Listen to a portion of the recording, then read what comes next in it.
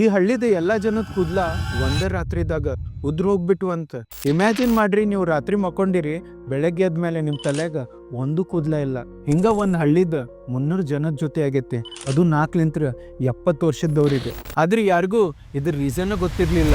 ಆ ಟೈಮ್ದಾಗ local doctors ಮತ್ physicians hair loss in products ಜೋರ್ದಾರ್ ಮಾರಾತಿದ್ರ. ಅವಾಗ ಎಂಟ್ರಿ ಕೊಟ್ಟಿದ್ದ ಡಾಕ್ಟರ್ ಹೇಮಂತ್ ರಾವ್. ಅವ್ರು ತಮ್ಮ ಪಾಕೆಟ್ ಲಿಂತ್ರ 92,000 ರೂಪಾಯಿ ಇನ್ವೆಸ್ಟ್ ಮಾಡಿ ರಿಸರ್ಚ್ ಶುರು ಮಾಡಿದ್ರ. ಪೇಷಂಟ್ ಇಂದ ಕೂದ್ಲ, ರಕ್ತ ಮತ್ ಯೂರಿನ್ ತಗೊಂಡ ಟೆಸ್ಟ್ ಮಾಡ್ದಾಗ ಗೊತ್ತಾತ ಅವ್ರ ಬಾಡಿದಾಗ ಸೆಲೆನಿಯಂ ಅನ್ನೋ ಕೆಮಿಕಲ್ ಇತ್ತಂತ ಹೇಳಿ. ಮುಂದೆ ಅವ್ರ ಮನೆಗೆ ಹೋಗಿ ಎಲ್ಲ ಫುಡ್ ಇಂಗ್ರೀಡಿಯೆಂಟ್ಸ್ ಟೆಸ್ಟಿಂಗ್ ಕೊಟ್ಟಾಗ ಗೊತ್ತಾತ ಅದ ಗೋಧಿ ಹಿಟ್ಟದಾಗಿತ್ತಂತ.